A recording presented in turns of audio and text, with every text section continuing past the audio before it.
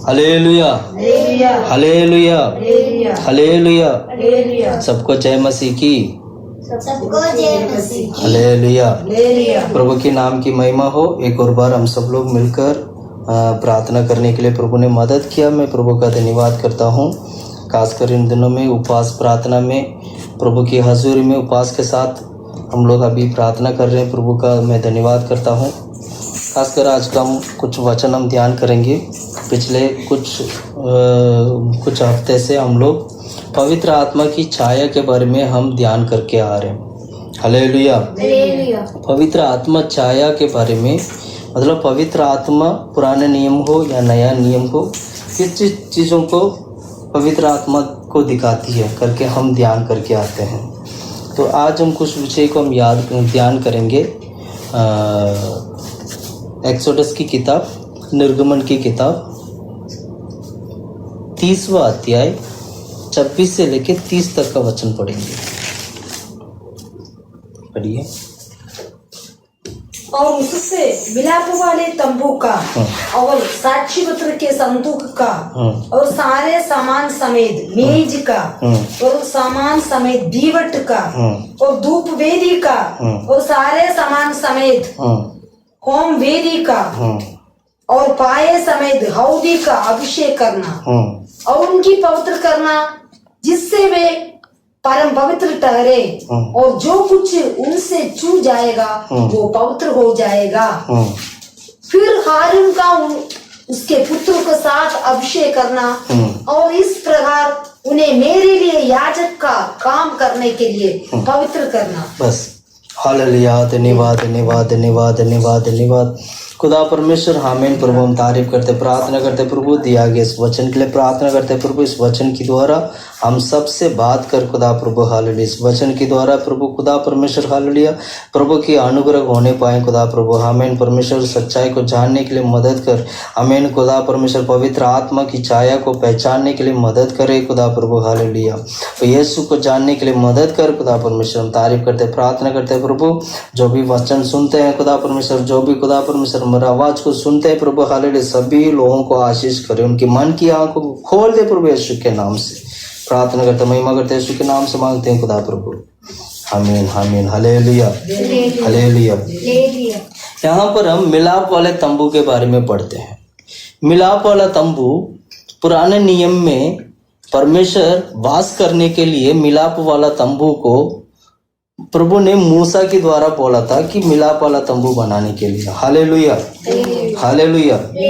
मिलाप वाले तंबू के पहले परमेश्वर इंसान के बीच में वास करने का जगह नहीं था। ध्यान से सुनिएगा। मिलाप वाले तंबू के पहले परमेश्वर इंसान के साथ वास करने के लिए कोई जगह नहीं था। मिलाप वाला तंबू परमेश्वर ने इसलिए बनाया था ताकि परमेश्वर स्वयं जो है, परमेश्वर जो है इंसान के बीच में से वास कर सके। एक सच्चाई को हमें सीखना ये जरूरी है कि परमेश्वर चाहते हैं कि हमारे बीच में वो वास करें। मिलाप वाला तंबू बनाने का कारण ही यही था कि परमेश्वर हमारे बीच में वास कर सके। ये पुराने नियम में इसी तरह हम पढ़ते हैं। मेरे ख्याल से निर्गमन की किताब 25 अध्याय में शायद ये ऐसे वचन लिखा, 25 में या 26 में होगा या 23 में होगा, मैं बताता हूँ। हाँ, 25 में है। 25वां अध्याय 8वां वचन पढ़ो। और वे मेरे लिए एक पवित्र स्थान बनाए। हाँ, वो मेरे लिए एक पवित्र स्थान बनाए कि मैं उनके बीच निवास करूं। कि मैं उनके बीच निवास करूं। हालेलुया। मतलब परमेश्वर चाहते थे कि इंसान के बीच में प्रभु वास करें। तो इंसान के बीच में परमेश्वर वास करने के लिए मिलाप वाले तंबू को बनाने के लिए परमेश्वर मूसा को बोलते हैं। वो परमेश्वर एक एग्जाम्पल दिखाते हैं कि तुम इस तरह ऐसे करके बनाना, और वैसे ही वो लोग बनाते हैं। उसको बनाने के बाद और जैसे ये परमेश्वर ने कहा था उस कही हुई बातों के अनुसार परमेश्वर क्या करते हैं, उनके बीच में प्रभु वास करने लगते हैं। प्रिय भाइयों बहनों, मैं कहना चाहता हूँ पुराने नियम में परमेश्वर मिलाप वाली तंबू में वास करते थे। पुराने नियम में परमेश्वर मिलाप वाले तंबू में लोग वास करते थे और उस मिलाप वाले तंबू में आकर लोग बलि चढ़ाते थे। इस मिलाप वाले तंबू के बारे में आज हम सीखेंगे। इस मिलाप वाले तंबू में पवित्र आत्मा कैसे काम करता है करके हम सीखेंगे। इस मिलाप वाले तंबू में किस किस चीजों को अभिषेक से अभिषेक किया था। इस मिलाप वाली तंबू किसको दिखाती है? क्यों परमेश्वर ने मिलाप वाली तंबू को बनाने के लिए कहा था? अगर पुराने नियम में मिलाप वाली तंबू है तो नया नियम में क्या है? इन सभी सवाल का जवाब आज हम देखेंगे। Hallelujah, hallelujah, hallelujah. सबसे पहले हमें जानना होगा मिलाप वाला तंबू क्यों। मिलाप वाला तंबू, मैंने अभी जैसे हमने वचन पढ़ा था उस वचन के अनुसार अगर देखेंगे तो परमेश्वर मिलाप वाले तंबू के द्वारा हमारे बीच में परमेश्वर वास करेंगे। प्रिय भाइयों बहनों, परमेश्वर इंसान के साथ वास करना चाहते हैं। वचन में यह सिखाती है परमेश्वर लोगों के साथ, मनुष्य के बीच में वो वास करना चाहते हैं। मैं कहना चाहता हूं परमेश्वर मनुष्यों के बीच में वास करने वाला परमेश्वर है। Hallelujah, hallelujah, hallelujah. तो मनुष्य के पुराने नियम में हम देखते हैं, पुराने नियम और नया नियम में तुलना अगर करेंगे तो हम दो चीजों को सीख सकते हैं। एक है परमेश्वर ने पुराने नियम में मिलाप वाले तंबू में वास करते थे, पर नया नियम में कोई मिलाप वाला तंबू नहीं है। नया नियम में हम ही परमेश्वर का मंदिर है। दोबारा बताता हूं, पुराने नियम में परमेश्वर मिलाप वाली तंबू के द्वारा इंसान के बीच में वास करते थे, पर नया नियम में कोई मिलाप वाला तंबू नहीं है। मिलाप वाला तंबू की जगह पर परमेश्वर ने हमें खुद मिलाप वाला तंबू बना दिया है। यानी हमारा शरीर परमेश्वर का मंदिर है, हमारे शरीर मिलाप वाला तंबू है, हम ऐसे बोल सकते हैं। जैसे परमेश्वर वहां पर पुराने नियम में मिलाप वाले तंबू में वास करते थे, वैसे ही नया नियम में परमेश्वर हमारा शरीर में पवित्र आत्मा की द्वारा वास करते हैं। यानी इसका मतलब क्या हुआ? मिलाप वाला तंबू का मतलब यही हुआ, हमें दिखाती है, पवित्र लोगों को दिखाते, कलीसिया को दिखाते। अब मैं 4 बात में बोलना चाहता हूं कि मिलाप वाला तंबू किस किस को दिखाती है। 4 बात मैं बोलूंगा। सबसे पहले मिलाप वाला तंबू प्रभु यीशु मसीह को दिखाती है। पुराने नियम में लिखा गया, पुराने नियम में जो हम लिखा हुआ जो मिलाप वाला तंबू के बारे में जो हम पढ़ते हैं, वो तंबू प्रभु यीशु मसीह को दिखाती है। पढ़िएगा यूहन्ना की किताब 1 अध्याय 14 वचन पढ़िएगा। यूहन्ना की किताब 1 अध्याय 14 वचन पढ़ो।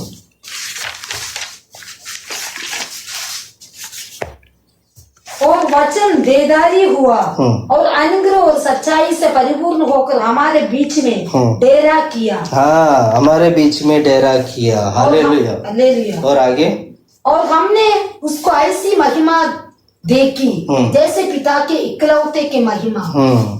Hallelujah, hallelujah.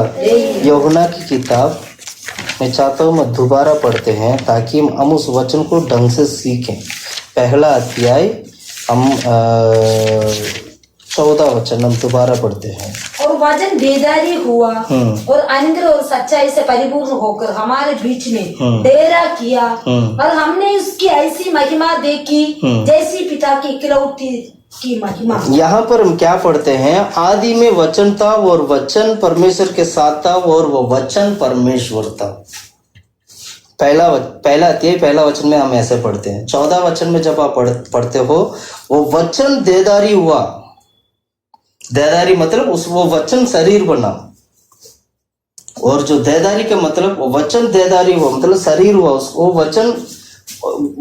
वचन देदारी हुआ। पढ़ो 14 वचन को पढ़ो। और वचन देदारी हुआ। हाँ, देदारी हुआ और अनुग्रह और सच्चाई से परिपूर्ण। हाँ, अनुग्रह और सच्चाई से परिपूर्ण होकर हमारे बीच में डेरा किया। हमारे बीच मतलब यीशु मसीह हमारे बीच में प्रकट हुआ। अनुग्रह और सच्चाई से भरा हुआ, अनुग्रह सच्चाई से भरा हुआ यीशु मसीह उसके तेजस को देखने के लिए, उसको तेजस को हम देखते हैं। यीशु मसीह के ऊपर जो तेज है, जो महिमा, उस महिमा को हम देखते हैं। वो यीशु हमारे बीच में प्रकट हुआ है और यही यीशु मसीह को दिखाती है पुराने नियम की मिलाप वाली तंबू। पुराने नियम में मिलाप वाली तंबू में परमेश्वर वास करते थे इंसान के बीच में वास करने के लिए, पर नया नियम में परमेश्वर स्वयं हमारे लिए आ गया है। तो ये मिलाप वाला तंबू अगर मैं कहूँ तो सबसे पहले यीशु को दिखाती है। मिलाप वाला तंबू का मतलब यीशु मसीह को दिखाती है। दूसरा है मिलाप वाला तंबू का मतलब पवित्र आत्मा की बपतिस्मा लिया गया एक पवित्र संत को दिखाती है। मैं दोबारा बताता हूँ, दूसरा मिलाप वाला तंबू किसको दिखाती है? पवित्र आत्मा की बपतिस्मा लिया गया पवित्र संत को दिखाती है। ये विश्वासी लोग हो सकते हैं, संत लोग हो सकते हैं, कोई भी हो सकते हैं, इसको संत लोग करके बोल सकते हैं, क्योंकि पवित्र आत्मा पाने वाला व्यक्ति तो संत लोग ही होते हैं। पवित्र आत्मा को पाने वाला व्यक्ति कौन होते हैं? संत होते हैं। तो एक परमेश्वर की जो लोग, जो एक व्यक्ति होता है, एक संत जो होते हैं, चाहे वो विश्वासी हो चाहे वो सेवक हो, कोई भी हो, एक जो संत अगर मैं कहूँ तो वो मिलाप वाले तंबू को दिखाती है। मिलाप वाला तंबू नया नियम के अनुसार एक संत को दिखाती है, चाहे वो विश्वासी हो चाहे वो सेवक हो। Hallelujah, hallelujah. दूसरा मिलाप, ये पहले तो हम इसका वचन एक पढ़ते हैं और थोड़ा आपको अच्छी तरह समझ में आ जाएगा। पहला कुरिन्थियों की किताब 3 अध्याय 16 वचन, 3 को 16 पढ़ो। पहला कुरिन्थियों की किताब 3 का 16, मैंने शुरू में ही बोला था, पढ़ो।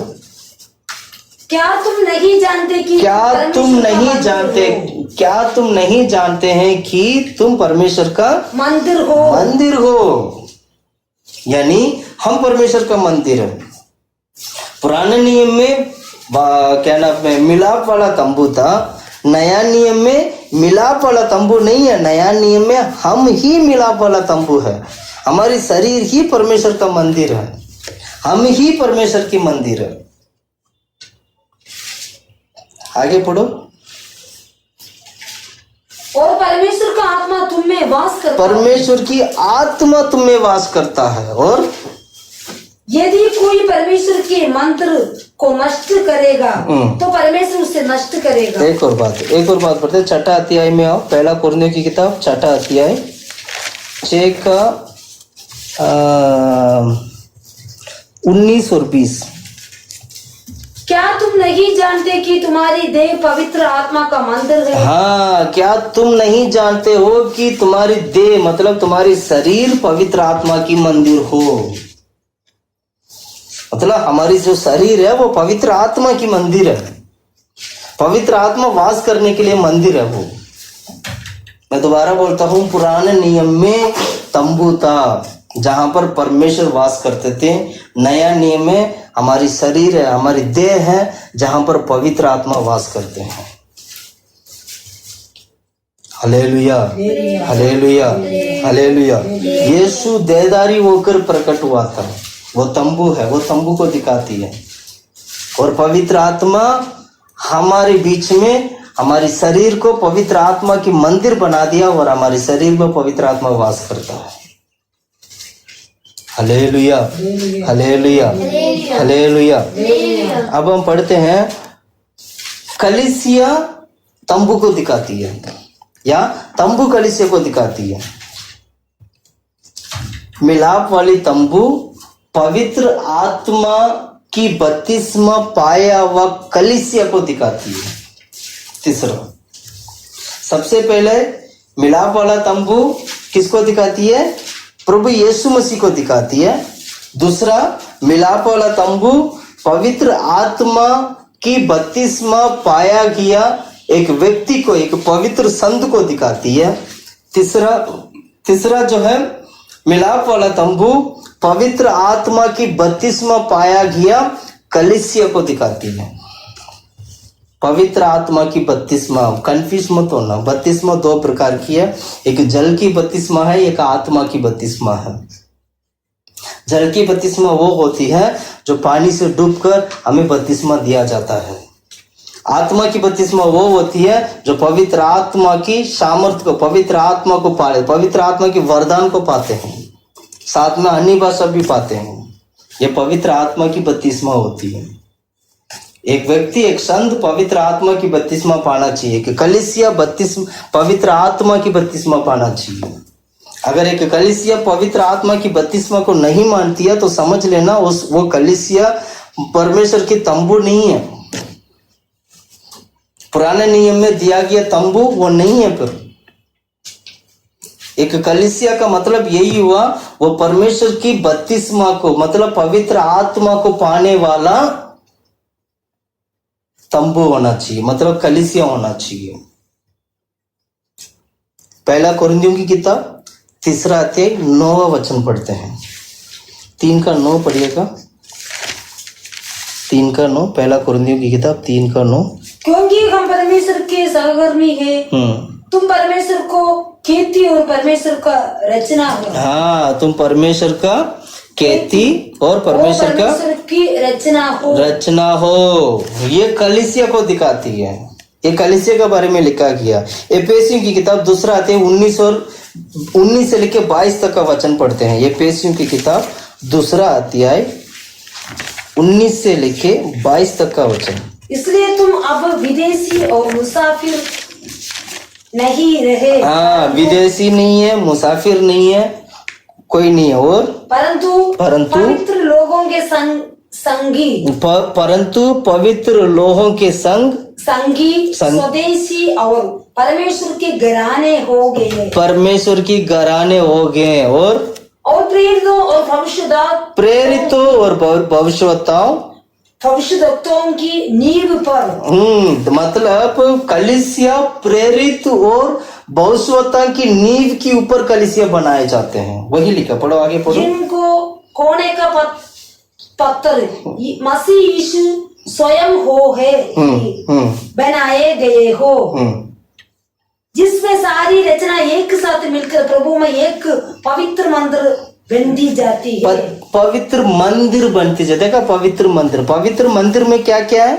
पवित्र मंदिर में यीशु कोने का पत्थर है, पवित्र मंदिर है, यीशु कोने के पत्थर के ऊपर क्या नाम है, प्रेरित लोग हैं, और उसके अलावा कौन लोग हैं?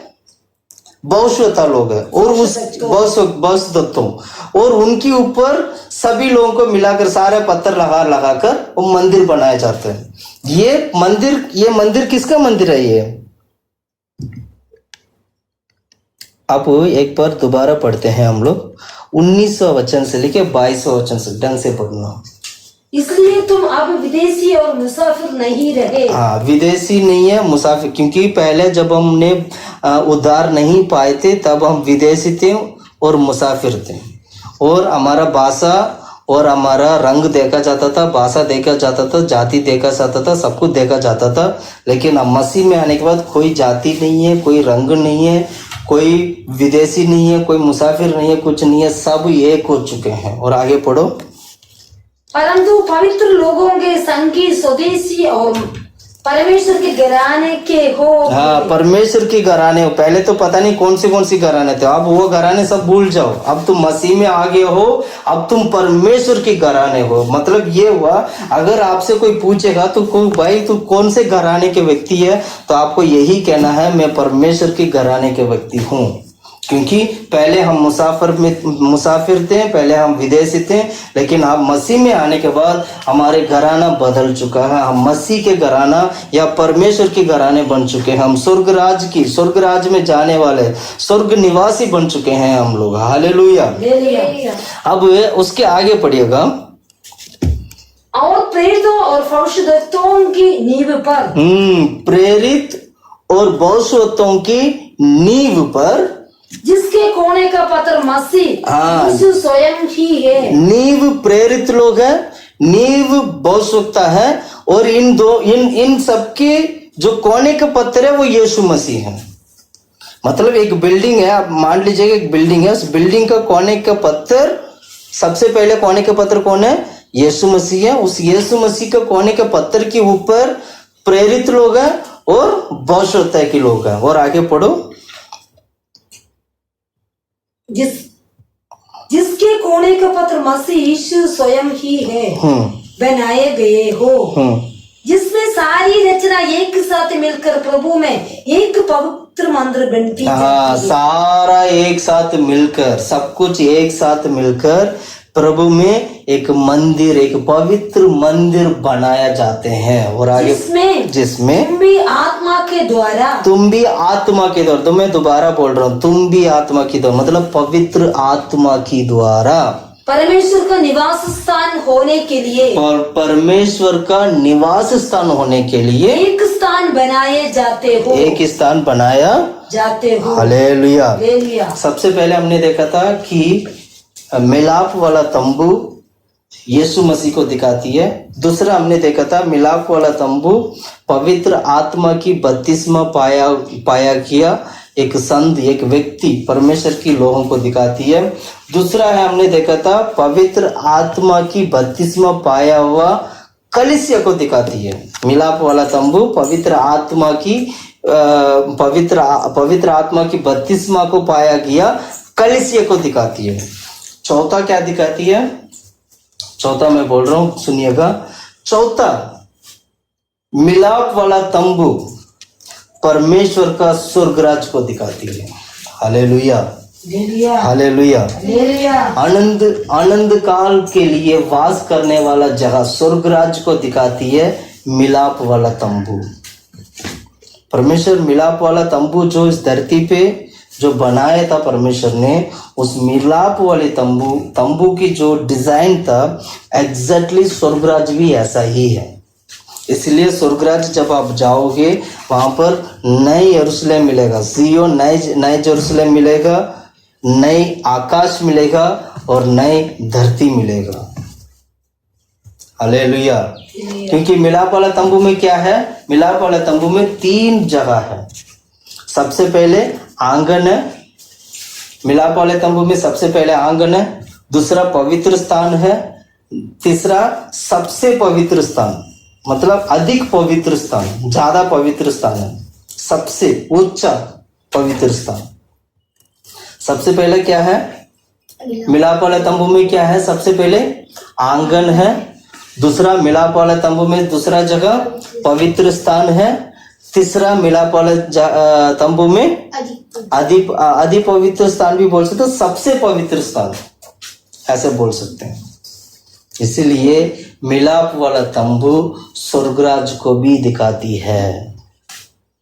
उसके लिए मैं एक वचन पढ़ाना चाहता हूँ।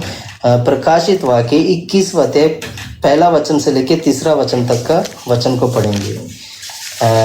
प्रकाशित वाक्य 21 अध्याय। फिर मैंने नए आकाश और नए पृथ्वी को देखा, क्योंकि पहला आकाश और पहली पृथ्वी जाती रही थी। हाँ, नई आकाश नई पृथ्वी को देखा, और क्योंकि पहला आकाश और पहला पृथ्वी जाती रही थी, जाती मतलब वो बीत गया, चला गया, और समुद्र भी ना रहा, समुद्र ना रहा।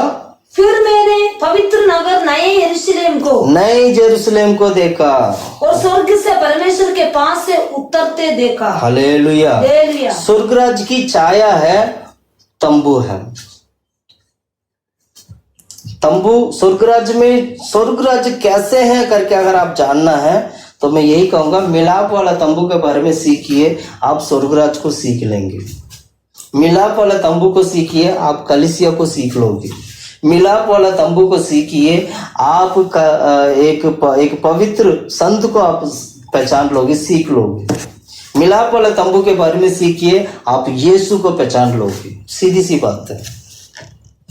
यानी मिलाप वाला तंबू वो है परमेश्वर की राज को दिखाती है, परमेश्वर की स्वर्ग राज को दिखाती है। Hallelujah, hallelujah. अब यहाँ पर इस मिलाप वाली पूरी मिलाप वाली तंबू में एक चीज कॉमन है, एक चीज कॉमन है, वो है पवित्र आत्मा। पवित्र आत्मा मैं बोलूं उससे बढ़कर, उस ऐसे बोलने से अच्छा है अभिषेक करके बोलना और ज्यादा अच्छा होगा। मिलाप वाले तंबू में एक चीज सबसे जरूरी चीज है, सभी चीज में कॉमन है, सभी चीज में वो एक ही चीज, पूरी मिलाप वाली तंबू में एक चीज ऐसा है सभी जगह पे मिलेगा, वो है अभिषेक का तेल। परमेश्वर ने क्या कहा था, मिलाप वाली तंबू में जितने भी चीज है, आंगन में जो रखा गया सामान, पवित्र स्थान में रखा गया सामान और सबसे पवित्र स्थान में रखा गया सामान, जितना भी यहाँ पर जो सामान जो रखा गया है, उन सभी चीजों को अभिषेक से उसको पवित्र करना। Hallelujah, hallelujah. यानी अभिषेक वो चीज है पूरी मिलाप वाली तंबू में फैला हुआ है। अभिषेक वो चीज है पूरी मिलाप वाली तंबू को शुद्ध करती है, पवित्र करती है। अभिषेक वो चीज है पूरी मिलाप वाली तंबू को शुद्ध करके, पवित्र करके परमेश्वर के लिए तैयार करती है। एक बात को अच्छी तरह आज मैं बताना चाहता हूँ, सिखाना चाहता हूँ, आपको समझाना चाहता हूँ कि मिलाप वाला तंबू में बहुत सारे चीज है, उसमें से जो एक जो चीज होता है ना, हर एक चीज में कुछ ना कुछ स्पिरिचुअल मीनिंग है, लेकिन उस मीनिंग को हम इतना ज्यादा हम सीख नहीं पाएंगे क्योंकि उतना हमारे पास समय नहीं, क्यों आज वो टॉपिक भी नहीं है हम लोगों का। आज का हमारा जो टॉपिक है परमेश्वर की पवित्र आत्मा की छाया के बारे में सीखना है। जो पूरी मिलाप वाली तंबू में पवित्र आत्मा की छाया छिपा हुआ है, और उस चीज को हम नया नियम में कैसे सीखेंगे, कैसे समझेंगे, इस चीज को हमें सीखना जरूरी है। इसलिए मिलाप वाले तंबू की हर एक चीज के बारे में बहुत ही गहराई पर जाने के लिए हम किसी और दिन, परमेश्वर की इच्छा हो तो किसी और दिन हम उसके बारे में ध्यान करेंगे। लेकिन आप आज इतना सीखना है, आपको इतना समझना है, आपको वचन से आपको ये चीज समझना है कि पूरी मिलाप वाली तंबू में एक कॉमन चीज था, वो है अभिषेक का तेल। क्योंकि अभिषेक का तेल से ही सभी चीजों को, मतलब मिलाप वाली तंबू में जितना भी चीज है, सभी चीजों को क्या करते थे, शुद्ध करते थे। अब क्या क्या चीज शुद्ध करते थे, अब हम थोड़ा ये भी देख लेते हैं, क्या क्या चीजों को मिलाप वाली तंबू में रखा गया, ऐसे कौन सी चीज था जिसको अभिषेक से शुद्ध किया था। जरूरी है ये भी। सबसे पहले हम पढ़ते हैं, आप आइएगा, मिलाप वाले तंबू में सबसे पहले आंगन है। सबसे पहले क्या है, सबसे मिलाप वाले तंबू में जब एंटर करोगे सबसे पहला आंगन आएगा। आंगन में दो चीज रखा गया था, एक है होम बलि का वेदी, होम बलि का, मैं दोबारा बोल रहा हूं, लिखना चाहे तो लिख सकते हो। एक है होम बलि का वेदी, दूसरा है पीतल की होदी। सबसे पहले होम बलि का वेदी है, एक वेदी रखा गया था जहां पर बलि चढ़ाते थे। मैं वेदी के बारे में थोड़ा सा बताना चाहता हूं। वेदी क्या है? ये वेदी वो चीज है जहां पर परमेश्वर इंसान को मिलाने वाली जगह है। परमेश्वर इंसान एक जगह पर आके मिलते हैं तो वो वेदी पे मिलते हैं। वेदी वो चीज है, परमेश्वर को इंसान को एक जगह पर मिलाना। ये दोनों वेदी वो चीज है, हम परमेश्वर और इंसान को बीच में एक संबंध उत्पन्न करती है। परमेश्वर को इंसान के साथ, इंसान को परमेश्वर का मिलाने के लिए वेदी मदद करती है। इसलिए यदि कोई पाप करता है, यदि कोई अपराध करता है, उस पाप के लिए, अपराध के लिए वो बलि लेके आता है, वो बलि चढ़ाता है, और बलि उस वेदी के ऊपर रखकर चढ़ाया जाता है। उस वेदी के ऊपर रख के चढ़ाए जाने वाला उस बलि के कारण परमेश्वर उस बलि को अंगीकार करते हैं, स्वीकार करते हैं, और उसको माफ कर देते हैं, क्षमा कर देते हैं। यही जगह है जहां पर परमेश्वर और इंसान मिलते हैं। हालेलुया। यहाँ पर मैं वही बता रहा हूं, आंगन में दो चीज है, एक है होम बलि चढ़ाने के लिए जो वेदी बनाया गया था, वेदी। दूसरा है पीतल की होदी। पीतल की होदी क्या होता था? पीतल की होदी से हाथ पांव धोया जाता था, ताकि वहां पर आने वाले लोग सबसे पहले हाथ पांव धो सकें। ये हाथ पांव किस लिए धोते थे? सफाई के लिए। आत्मिक रीति से अगर हम देखेंगे तो ये वेदी, ये जो पीतल की जो होदी जो है बेसिकली पवित्र होने के लिए, यानी कैसे बोलते हैं, बैप्टिज्म सर्विस को दिखाती है, बपतिस्मा को दिखाती है। मन फिराना है, मन फिराकर बपतिस्मा लेना है, वेदी पे अपने आप को प्रभु की हजूर में अर्पण करना है। उसके बाद आता है पवित्र स्थान। अब आंगन में जो दो चीज हमने देखा था, वेदी को देखा था हमने, और क्या नाम है, पीतल की होदी को देखा था। वेदी को, पीतल की होदी को भी अभिषेक से पवित्र किया जाते थे। सुन रहे हैं आप लोग? ये भी अभिषेक से पवित्र हुआ करता था। और दूसरी स्थान पे आते हैं। दूसरा स्थान है पवित्र स्थान। पवित्र स्थान में तीन चीज था। एक है दूब वेदी, मतलब दूब चलाते ना, दूब चलाते हम लोग, वो दूब वेदी। दूसरा है सोने का दीवट। तीसरा है पवित्र मेज। सबसे पहले मैं दोबारा बताता हूं, पवित्र स्थान पे 3 चीज था। एक है धूप वेदी, तीसरा है सोने की दीवट, तीसरा है पवित्र मेज। दोबारा बताता हूं, पहला धूप वेदी, दूसरा सोने की दीवट, तीसरा पवित्र मेज। इन तीनों चीजों को भी अभिषेक के तेल से शुद्ध किया करते थे। तीसरा स्थान पे आते हैं। तीसरा स्थान पे आओगे तो क्या बोलते हैं उसको, सबसे पवित्र स्थान, अति पवित्र स्थान करके बोल सकते हैं हम लोग। ये पवित्र स्थान पे, इस पवित्र स्थान पे 3 चीज थी। सबसे पवित्र स्थान पे 3 चीज थे। जहां पर परमेश्वर वास करते थे वहां पर भी 3 चीज था। एक है वाचा का संदूक था, दूसरा है प्रायश्चित की ढकने थे, प्रायश्चित की ढकने थे वहां पर। तीसरा है 2 केरूब बोल सकते, 2 करूब बोल सकते, करूब। ये जो 2 करूब जो है प्रायश्चित की ढकने की ऊपर, उसके सिर के ऊपर रखा जाता था। तो ये 3 चीज भी अभिषेक से पवित्र किया जाते थे। अब हम वचन की ओर जाते हैं। अब थोड़ा समझ में आ जाएगा आपको। अब पढ़ेंगे तो आपको और चीजें समझ में आ जाएंगी। Exodus chapter 30 versus 26 to 30। निर्गमन का किताब 30वां अध्याय 26 से लेके 30 तक का वचन पढ़ते हैं। और उससे मिलाप वाले तंबू का और साक्षी पत्र के संदूक का।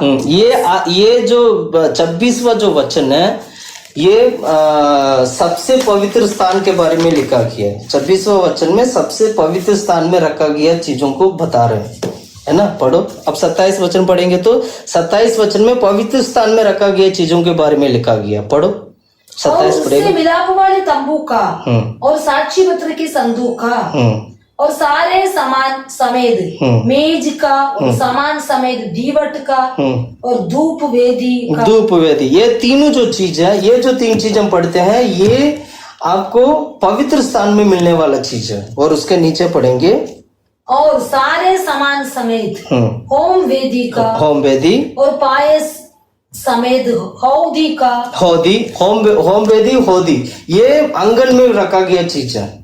ये आंगन के सामान को दिखाती है।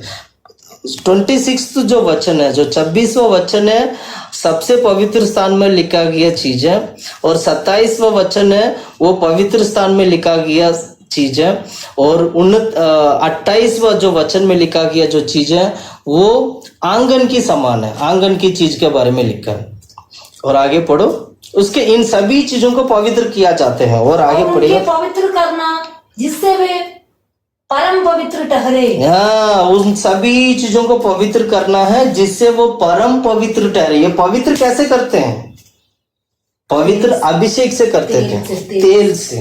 पिछले हफ्ते हमने देखा था इस वचन के बारे में। वो अभिषेक जो तेल है उसको कैसे बनाए जाते हैं, क्या क्या सामान डाल के बनाते हैं करके हमने देखा था। वो इसी अध्याय में हम 23 से लेके 25 तक का वचन को हमने ध्यान किया था पिछले हफ्ते में।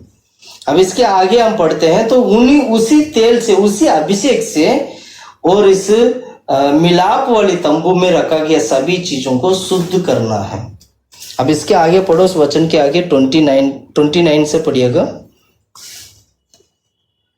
और उनको पवित्र करना जिससे वे परम पवित्र ठहरे, और जो कुछ उनसे चू जाएगा वो पवित्र हो जाएगा। जो चीज चू जाएगा वो सारे पवित्र हो जाएगा। मतलब ये अभिषेक की तेल से इसको पवित्र करना है। और उसके बाद फिर हारून का उसके पुत्रों के साथ अभिषेक करना। हाँ, देखो, एक तो मिलाप वाली तंबू में जितना भी चीजें सभी को अभिषेक करना है, सभी को पवित्र करना है। फिर आरोन और आरोन की पुत्र को भी अभिषेक करना है। ये अभिषेक कौन? आरोन और आरोन पुत्र का अभिषेक कौन करेगा? मूसा करेगा। ये मूसा करता है, आरोन और आरोन का पुत्र को अभिषेक करता है।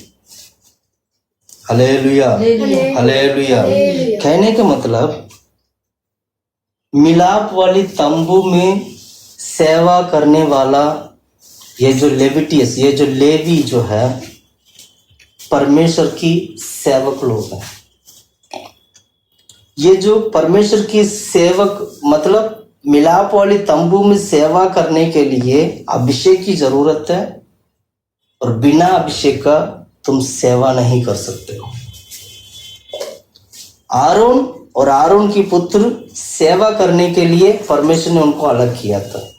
वो याजक बने, और याजक बनने से पहले अभिषेक से उनको अभिषेक किया जाते थे, वो शुद्ध हो जाते थे, और उसके बाद वो सेवकाई के लायक होता था।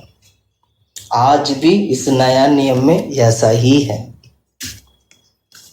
Hallelujah, hallelujah. हम कितने लोग हैं, कितने सेवक लोग हैं जिन्होंने पवित्र आत्मा पाया है। कितने विश्वासी लोग हैं जो कलीसिया में जो सेवकाई करते हैं, गीत गाते हैं, बाजा बजाते हैं, और भी संडे स्कूल की मिनिस्ट्री करते, कितनी सारी मिनिस्ट्रियां करते हैं। क्या आपने अभिषेक पाया है? क्या आपने अभिषेक को मुख्यता दिया है? जब तक आरोन और आरोन का पुत्र अभिषेक नहीं करेंगे, अभिषेक नहीं होगा, वो सेवा नहीं कर पाएंगे। इतना ही नहीं, उस क्या नाम है, मिलाप वाली तंबू में जितना भी जो चीज रखा हुआ था, सभी चीजों को अभिषेक से पवित्र किया गया है। इसका मतलब क्या हुआ? परमेश्वर की कलीसिया में, प्रभु के राज्य में, कलीसिया में, नया नियम की कलीसिया में, इस धरती पे जो कलीसिया है, सभी कलीसिया में जितने भी जो लोग सेवकाई करते हैं, चाहे छोटा से छोटा सेवा क्यों ना हो, हर एक सेवकाई में अभिषेक होना जरूरी है। हर एक सेवकाई में अभिषेक से पवित्र होना जरूरी है। हर एक सेवकाई में अभिषेक के द्वारा पवित्र होकर अलग होना जरूरी है। ये स्वभाव नहीं है तो हम सेवा नहीं कर पाएंगे। बिना पवित्र आत्मा का सेवकाई करोगे तो पवित्र आत्मा अगुवाई कैसे करेगा? बिना बुलाहट का तुम सेवकाई के लिए निकलते हो तो सेवा में टिक कैसे पाओगे?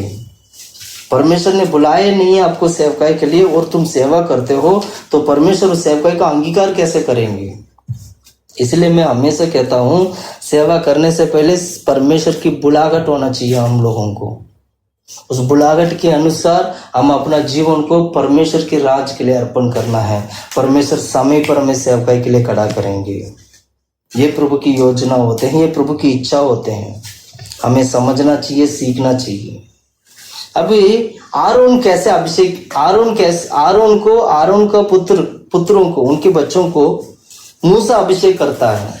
उस तेल को लेकर उनके सिर पे डालते हैं, उनको अभिषेक करते हैं, वो पवित्र हो जाते हैं। ये सीखना बहुत जरूरी है हम लोगों को हमारी सेवकाई के लिए। मैंने शुरू में ही बोला, मिलाप वाला तंबू 4 चीजों को दिखाती है। एक यीशु मसीह को दिखाती है, दूसरा पवित्र आत्मा की बपतिस्मा पाया हुआ व्यक्ति को दिखाती है, तीसरा पवित्र आत्मा की बपतिस्मा पाया गया कलीसिया को दिखाती है, और चौथा किसको दिखाती है? बोलो हालेलुया, हालेलुया। परमेश्वर का स्वर्ग राज्य को दिखाती है। इसलिए हमें क्या करना चाहिए? परमेश्वर की आत्मा को प्राप्त करना है, पवित्र आत्मा को पाना है हम लोगों को। हम पढ़ते हैं, एक वचन पढ़ते हैं ताकि थोड़ा थोड़ा हम आगे बढ़ेंगे। एक्सोडस की किताब, निर्गमन की किताब 40वां अध्याय 9 से लेकर 15 तक का वचन पढ़ेंगे। तो उसमें लिखा गया कि उन लोगों को कैसे अभिषेक किया गया था। 9 से लेकर 15 तक का वचन 9 से पढ़ते हैं। और अभिषेक का तेल लेकर, अभिषेक का तेल को निवास लेकर, का और जो कुछ उसमें होगा सब कुछ का अभिषेक करना। देखो उस मिलाप वाली तंबू में जो कुछ भी था सभी चीजों का अभिषेक करना, और सारे सामान समेत, सारे सामान मतलब सारे सामान को पवित्र करना है, और तब वो पवित्र ठहरेगा। सारे सामान का मतलब एक चीज हमेशा समझ लेना, कलीसिया में नया नियम के हिसाब से तंबू में रखा गया सारा सामान का मतलब ये होता है, नया नियम के हिसाब से ये होता है कलीसिया में करने वाला हर एक प्रकार की सेवकाई, या अगर पर्सनल लाइफ को देखेंगे लेंगे, हमारी शरीर का या हमारी पर्सनल जीवन का हर एक स्वभाव को दिखाती है, स्वभाव बोल सकते हैं। इन सभी चीजों को आत्मिक रीति से अगर मैं बताऊं तो इन सभी चीजों को आरोन ने जैसे उन सभी चीजों को पवित्र किया है, वैसे हमें भी कलीसिया में भी और हमारा पर्सनल जीवन में भी पवित्र होना चाहिए, अभिषेक से पवित्र।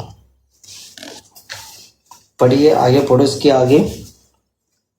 उसको पवित्र करना, तब वो पवित्र ठहरेगा, तब वो पवित्र ठहरेगा। सब सामान समेत होम वेदी का अभिषेक करके, देखा, होम वेदी का अभिषेक करना है और उसकी पवित्र करना, उसकी पवित्र करना, तब वो पवित्र परम पवित्र ठहरेगा, तभी वो परम पवित्र ठहरेगा। और पाए समेत हौदी का भी अभिषेक करना है, करके अभिषेक करना, उसको भी पवित्र करना है। तब हारून और उसका पुत्रों को मिलाप वाले तंबू का द्वार पर ले जाकर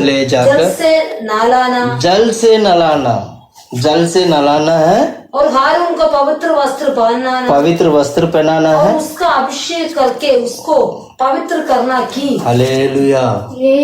ये जल से नहलाने का मतलब यही हुआ, ये बपतिस्मा को दिखाती है, बपतिस्मा को दिखाती है, जल से स्नान करना बपतिस्मा। हम जब यीशु मसीह के ऊपर विश्वास कर जब हम प्रभु के राज के लिए जब आते हैं तो परमेश्वर हमें क्या करते हैं? सबसे पहले हमारे पापों को क्षमा कर मन फिराने के लिए प्रभु मदद करते हैं, और हम मन फिर जाते हैं, मन फिर लेते हैं। और मन फिरने के बाद सबसे पहला कदम आपको बपतिस्मा की सच्चाई को मानना जरूरी है। बपतिस्मा का मतलब स्नान करना। स्नान का मतलब यही होता है डुबकी लगाकर बपतिस्मा लेना। बहुत सारा कलीसिया में छिड़काव वाली बपतिस्मा होती है, वो गलत है। छिड़काए जाना बपतिस्मा गलत है। बपतिस्मा का जो असली जो मतलब है, जो हिब्रू में और ग्रीक में जो लिखा है इमर्सन है, उसको मतलब इमर्सन का मतलब डुबकी लगाना, यही बपतिस्मा होती है। अब इस बपतिस्मा को क्या करते हैं? छिड़का देते हैं, पानी से छिड़काते हैं, वो गलत है। मैंने कहा ऐसे भी लोगों को देखा, छोटे बच्चों को बपतिस्मा देते हैं और छोटे बच्चों को पता ही नहीं होता है बपतिस्मा का मतलब क्या है। ज्ञान से लेने वाला बपतिस्मा है, ज्ञान से लेना चाहिए उसको। मतलब ज्ञान प्राप्त करने के बाद भलाई बुराई को पहचानने का सामर्थ्य, मतलब पहचानने का समझ आने के बाद, वो ज्ञान आने के बाद आपको बपतिस्मा लेना है। बच्चों को बपतिस्मा नहीं देना है। बपतिस्मा किसको देना है? बच्चों को नहीं, बड़े लोगों को देते हैं। जब वो गलती को समझ लेता है, जब वो पाप को समझ लेता है, तब वो खुद जब वो मानेगा कि हाँ मुझे अब बपतिस्मा की जरूरत है, मुझे बपतिस्मा लेना चाहिए, तब उन बड़े लोगों को बपतिस्मा देते हैं। अगर नॉर्मली बताया जाए तो 15-16 साल की उम्र तक सारे बच्चों को समझ में आ जाता है कि गलती क्या है, तब उनको ज्ञान आता है गलत क्या है सही क्या करके, उसके बाद बपतिस्मा देना चाहिए। Hallelujah hallelujah. उनको स्नान किया करता थे, स्नान के बाद अभिषेक की, उनको वस्त्र पहनाकर अभिषेक करते थे। मतलब बपतिस्मा लेने वाला बपतिस्मा लिया गया हर एक व्यक्ति अभिषेक भी पाना चाहिए, केवल बपतिस्मा तक रुकना नहीं चाहिए। अगला कदम है पवित्र आत्मा को पाना है। बहुत सारे लोग कहते हैं जब हम यीशु मसीह के ऊपर विश्वास करते हैं तभी हमने बपतिस्मा तभी हमारे जीवन में पवित्र आत्मा आ जाता है, इसलिए पवित्र आत्मा पाने की जरूरत नहीं है। गलत है, ये भी गलत है, ये भी गलत है। ऐसे नहीं है। पवित्र आत्मा वो है। यीशु ने क्या कहा था? उन सारे चेले लोगों को देखकर क्या कहा था? अब मैं जा रहा हूं, मेरे बदले में तुम्हारे लिए एक सहायक आएंगे, बोला था ना। प्रेरितों की किताब पहला अध्याय में ये सब हम पढ़ते हैं। तो यीशु ने कहा था, इसलिए यीशु ने क्या बोला? तो तुरंत उन्होंने क्या किया? ऊपर वाले घर पे जाकर सभी लोग जाकर बाढ़ जोकर बैठे हुए बपतिस्मा के लिए। बपतिस्मा मतलब आत्मा की बपतिस्मा के लिए, पवित्र आत्मा के लिए बाढ़ जोकर बैठ के वो प्रार्थना कर रहे हैं, तब उनको आत्मा मिलता है।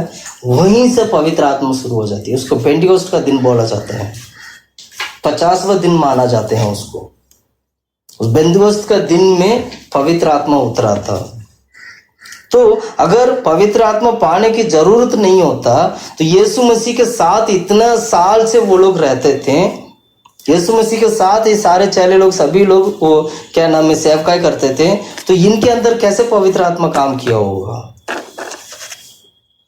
पवित्र आत्मा जब तक वो यीशु साथ में थे तब तक उनके पवित्र आत्मा की जरूरत नहीं था, लेकिन जब यीशु जब निकल के गया तो पवित्र आत्मा उनके लिए सहाय के रूप में दे के गया था। अब सेवा कौन करते हैं? संत लोग करते हैं। अब सेवा कौन करते हैं? प्रेरित लोग करते हैं, क्योंकि प्रेरित लोग और क्या कहते हैं जो बहुत श्रोता लोग हैं, इन लोगों की नींव पर कोने का पत्थर रख जो यीशु मसीह को रखा गया है। यीशु मसीह के बाद सेवा कौन कर रहे हैं? प्रेरित लोग सेवा कर रहे हैं। अब उसी के साथ हम लोग, उसी प्रेरित लोगों के साथ हम लोग मिलकर सेवकाई करते हैं। हम सभी लोग, जितने भी लोग आज सेवकाई करते हैं, उसी कोने के पत्थर, और कोने के पत्थर जो पत्थर के ऊपर है प्रेरित और बहुश्रोता के लोग है, उसी के ऊपर सभी लोगों को जुड़ा जुड़ा के परमेश्वर का मंदिर बनाए जाते हैं। मैं हकीकत बताऊं तो परमेश्वर का स्वर्गराज धरती में ही है। जब हम स्वर्ग जाएंगे, हमारे द्वारा हम ही परमेश्वर का मंदिर है, और वहां जाते मंदिर प्रकट होगा कि ये मंदिर कैसा है। Hallelujah hallelujah. मैं कहना चाहता हूँ, दोबारा मैं कहना चाहता हूँ, परमेश्वर शुरू से ही इंसान के बीच में वह वास करना चाहते थे, इसीलिए परमेश्वर तंबू को निर्माण किया, इसलिए परमेश्वर मिलाप वाले तंबू को लेके आया। प्रिय भाइयों बहनों, मिलाप वाले तंबू गया, यीशु मसीह आए, और आज पवित्र आत्मा के द्वारा हम, हमारे शरीर, हमारा कलीसिया मिलाप वाले तंबू बन चुका है। इसलिए क्या करना चाहिए? अभिषेक। हमें इस सच्चाई को समझकर, जानकर अभिषेक को प्राप्त करना है। अब यहाँ पर आरोन के बारे में क्या पढ़ते हैं? आरोन को नहला देते हैं, कपड़ा पहना देते हैं, वस्त्र पहना देते हैं, फिर उसके बाद क्या करते हैं? अभिषेक की तेल से उसको पवित्र करते हैं। पढ़ो, अभिषेक करते हैं, पढ़ो। और फिर उनको पवित्र वस्त्र पहनाना और उसको अभिषेक करके उसकी पवित्र करना कि वो मेरे लिए याजक का काम करें। याजक का काम करने के लिए नहाना जरूरी है, वस्त्र पहनना जरूरी है, तीसरा अभिषेक करना जरूरी है। नहाने का मतलब हमारी क्या बोलते हैं, बपतिस्मा को दिखाती है या हमारी उद्धार को दिखाती है, बोल सकते हैं। उद्धार में सब ये बपतिस्मा सब कुछ आते हैं। वस्त्र पहनकर अभिषेक करना, वस्त्र पहनने का मतलब यही होता है हमारी स्वभाव बदलना है, हम उन आत्मिक उन्नति को पाना है। जब हम आत्मिक उन्नति पाएंगे तब हमें वस्त्र मिलेगा। जब वस्त्र मिलेगा, आत्मिक उन्नति, जैसे जैसे आपके जीवन में आत्मिक उन्नति बढ़ते जाएगा, फिर धीरे धीरे परमेश्वर अभिषेक करेंगी सेवकाई के लिए। सेवकाई का भी अभिषेक है, सेवा करने का भी अभिषेक है। ये वही अभिषेक इन्होंने पाया है ताकि ये लोग सेवा कर सकें, प्रभु की सेवा कर सकें, याजक की सेवा कर सकें। आगे पढ़ो। और उसके पुत्रों को भी ले जाकर अंग रंगे पहनाना, और जैसे तू उनके पिता का अभिषेक करके वैसे ही उनको भी अभिषेक करना, कि वे मेरे लिए याजक का काम करें, याजक का काम करें, और उनका अभिषेक उनकी पीढ़ी के लिए। मतलब परमेश्वर अभिषेक करता है, वो पीढ़ी के लिए करता है, आज के लिए, कल के लिए, परसों के लिए नहीं है। प्रिय भाइयों बहनों, मैं कहना चाहता हूँ आपको, आज आपने जो पवित्र आत्मा पाया है वो पीढ़ी तक सदा हमेशा संग रहना, याजक पद का चिन्ह ठहरे। हाँ, हमारे साथ संग रहने वाला पवित्र आत्मा है। पीढ़ी तक सदा हमेशा साथ संग रहने वाली पवित्र आत्मा है। चाहे वो ये संसार डल जाए, हट जाए, कुछ भी हो जाए, पवित्र आत्मा आपके जीवन से नहीं हटेगा अगर आपने पवित्र आत्मा पा लिया हो। लेविय व्यवस्था 8वां अध्याय, हम दोबारा कुछ वचन और भी पढ़ते हैं ताकि हम इस वचन को और अच्छी तरीके से सीख सकें। लेवियों की व्यवस्था 8वां अध्याय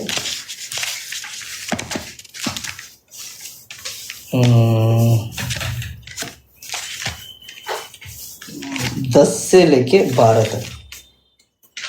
तब मूसा से अभिषेक का तेल लेकर निवास का और जो कुछ उसमें था उन सब का भी अभिषेक करके उन्हें पवित्र किया। और उस तेल में से कुछ उसने वेदी पर 7 बार छिड़का, और कुल सामान समेत वेदी का और पाए समेत पौधी का अभिषेक करके उन्हें पवित्र किया। और उसने अभिषेक के तेल में से कुछ आरोन के सिर पर डालकर उसका अभिषेक करके उससे भी पवित्र किया। Hallelujah, hallelujah. ये तमाम बातों को जब आप ढंग से पढ़ते हैं, हमें ये बात समझ में आता है, सभी जगह पर अभिषेक का तेल था।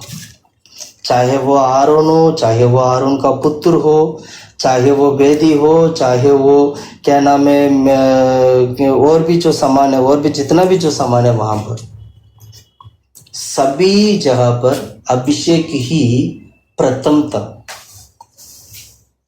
बिना अभिषेक किए, बिना अभिषेक की तेल की पवित्र हुए कोई भी व्यक्ति उस तंबू में सेवा नहीं कर सकते, क्योंकि उस तंबू में परमेश्वर वास करते हैं।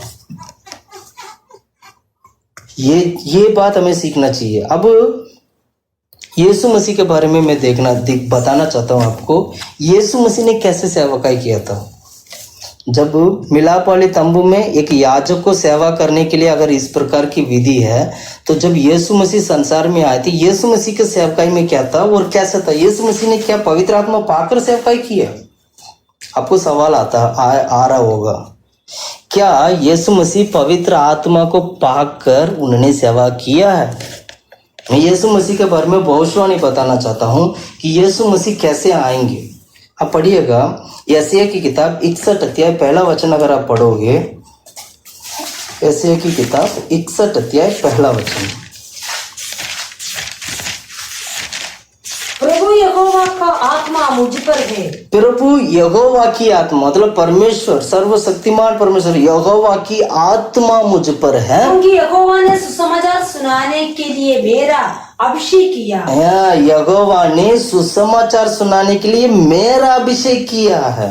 और मुझे इसलिए भेजा है कि इसलिए मुझे भेजा है कि खेदित मन के लोगों को शांति दूं। क्या, कौन सी मन की लोग? खेदित खेदित मतलब फंसे हुए, दबे हुए मन की लोगों को शांति मिले, और कि बंदियों के लिए बंदी गृह में फंसे हुए बंदियों के लिए स्वतंत्रता और का, कैदियों के लिए छुटकारे का कैदियों के लिए करूं। प्रचार करूं, कैदियों के लिए छुटकारे के लिए प्रचार करूं। ये यीशु मसीह के बारे में लिखा गया, और इस लिखा गया इस वचन ऐसे की ऐसे ही ऐसे पूरा हुआ। हम पढ़ते हैं, आइएगा, हम पढ़ते हैं प्रेरितों की किताब 10वां अध्याय 38 वचन में पढ़ोगे, वहां पर यीशु के बारे में यही बात लिखा गया है। पढ़िएगा प्रेरितों की किताब 10वां अध्याय 38 वचन। परमेश्वर ने किस विधि से यीशु नासरी को पवित्र आत्मा और सामर्थ से अभिषेक किया। हाँ, देखा परमेश्वर ने कैसे यीशु मसीह, नासरत यीशु मसीह के ऊपर पवित्र आत्मा का अभिषेक किया है। ये बात सुनकर हमें शांति मिलना चाहिए, ये बात सुनकर हमें खुशी होना चाहिए, ये बात सुनकर हमें आशा आना चाहिए, ये बात सुनकर हम जय जयकार करना चाहिए। क्यों पता है? क्योंकि पवित्र आत्मा के द्वारा यीशु मसीह ने उसी सच्चाई को पूरा किया है। जो ये एक याजक की सेवकाई जिस प्रकार होना चाहिए, उसी प्रकार परमेश्वर यीशु मसीह स्वयं याजक बनकर पवित्र आत्मा के द्वारा परमेश्वर के राज्य की सुसमाचार को सुनाकर पिता परमेश्वर की उस सेवकाई को प्रभु ने पूरा किया है।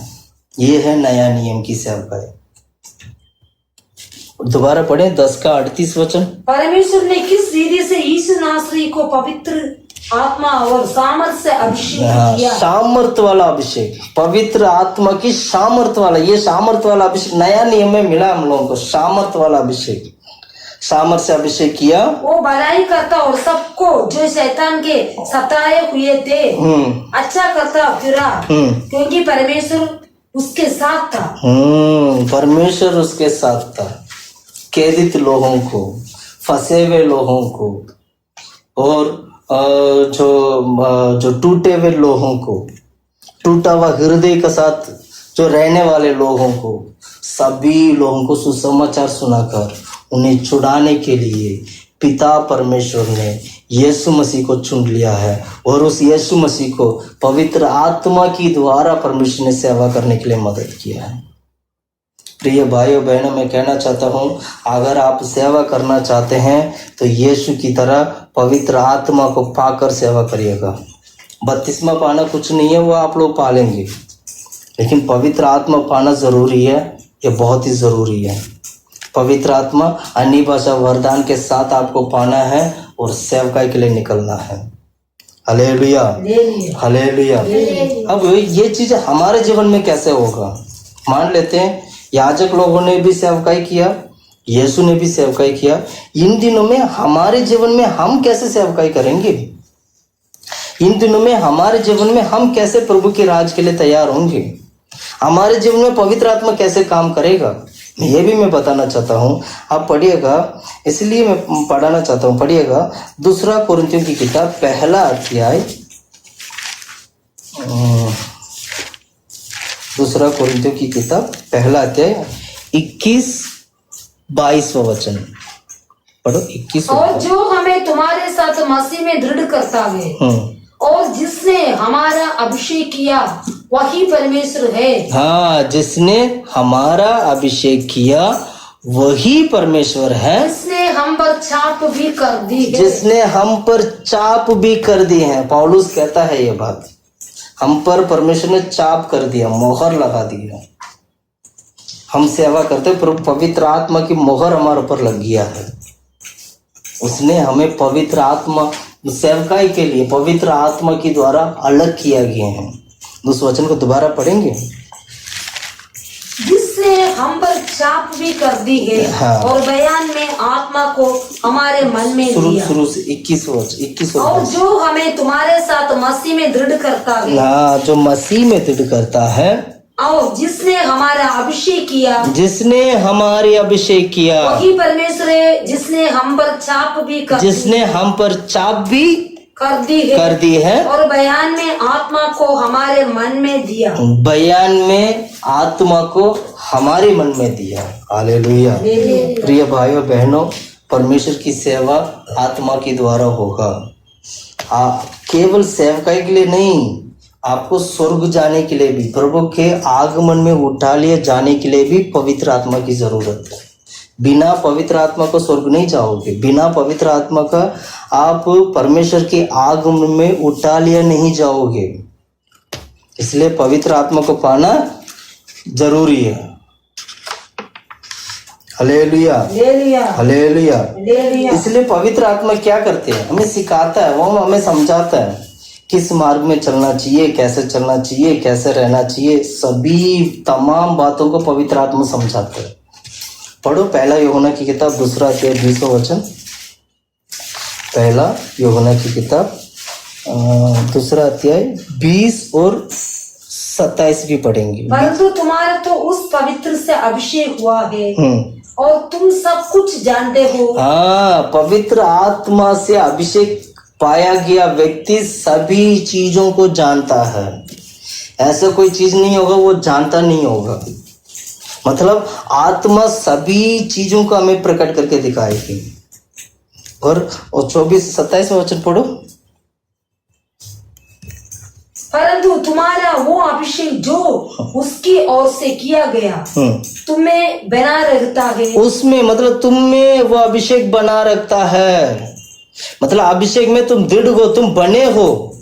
मसीह में बने रहने के लिए अभिषेक की जरूरत है। अभिषेक में बने रहोगी तुम मसीह में बने रहोगे, यही है ना। और आगे पढ़ो। तो और तुम्हें इसका प्रयोजन नहीं कि कोई तुम्हें सिखाए, वरन जैसे वो अभिषेक जो उसकी ओर से किया गया तुम्हें सब बातों सिखाता है। सभी बातों को सिखाता है। और ये सच्चा है और झूठा नहीं। ये सच है, ये कभी भी झूठ नहीं है, झूठ नहीं हो सकता है। और जैसा उसने तुम्हें सिखाया है वैसे ही तुम उसमें बने रहते हो। वैसे ही तुम भी पवित्र आत्मा में बने रहते हो। जो व्यक्ति पवित्र आत्मा में बने रहता है वो मसीह में बने रहता है।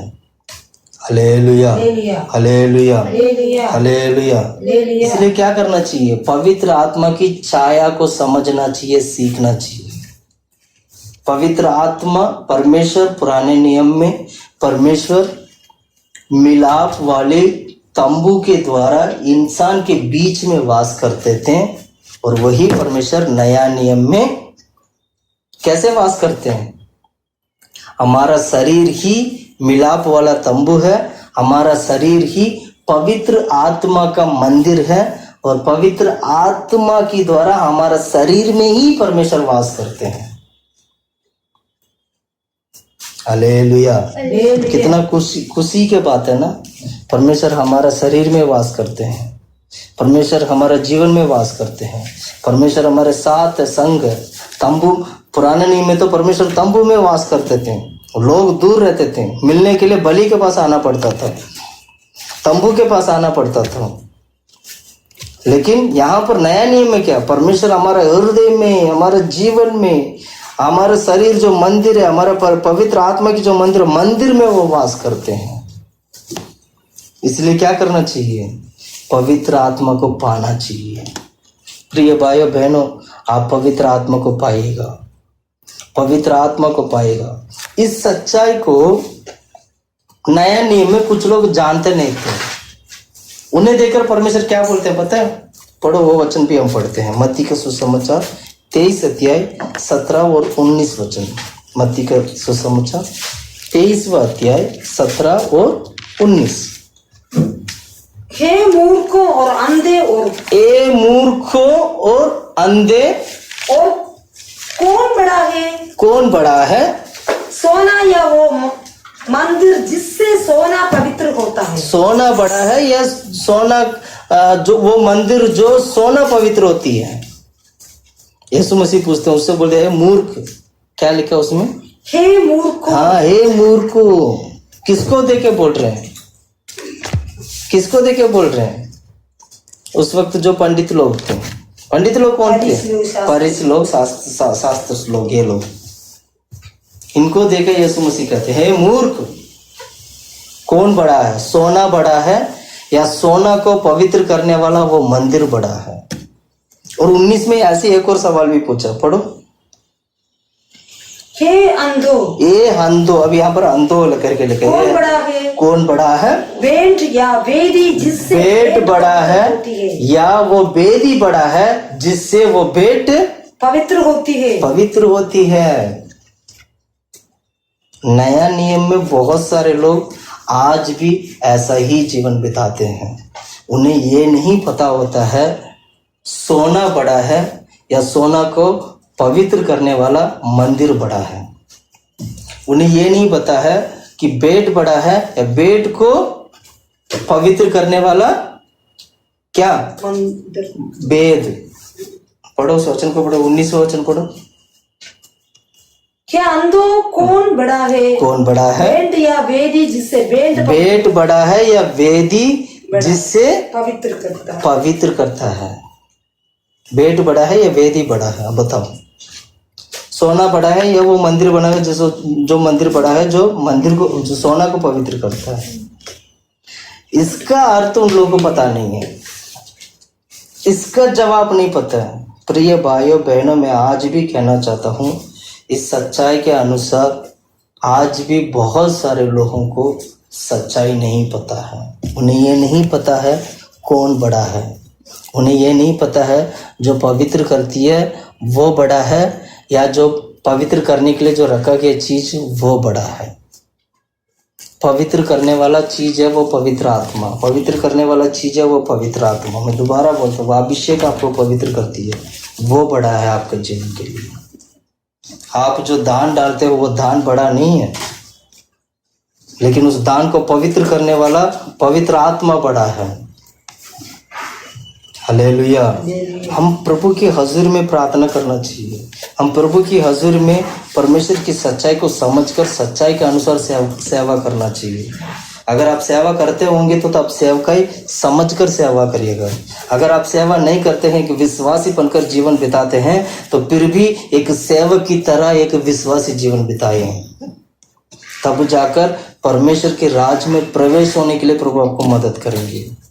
हमारे जीवन टोटली पवित्रता के ऊपर है। क्रिश्चियनिटी इज टोटली पवित्रता है।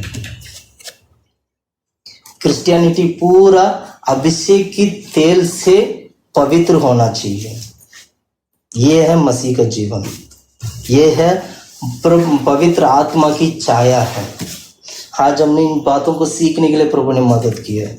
आज इन तमाम सच्चाई को, जो भी हम सच्चाई को आज हमने सीखा है, इस सच्चाई के अनुसार चलने के लिए, इस सच्चाई के अनुसार जीवन बिताने के लिए आज ही अपना जीवन को प्रभु के हाथ में अर्पण करिएगा। आज ही घुटने टेकर प्रभु के हाथ में अर्पण करिएगा। परमेश्वर की सच्चाई के अनुसार मैं जीना चाहता हूँ परमेश्वर करके अपने आप को अर्पण करिएगा। वो प्रभु आपका जीवन में कार्य करेंगे। हम घुटने में बैठते हैं, हम प्रार्थना करते हैं। यहोवा परमेश्वर हमारा बीच में है, सर्वशक्तिमान परमेश्वर हमारे बीच में है, वो पवित्र आत्मा हमारे बीच में है। सभी चीजों को, तमाम सभी बातों को सिखाने के लिए वो पवित्र आत्मा हमारे बीच में है। हम प्रार्थना करते हैं, महिमा करते हैं यीशु के नाम से।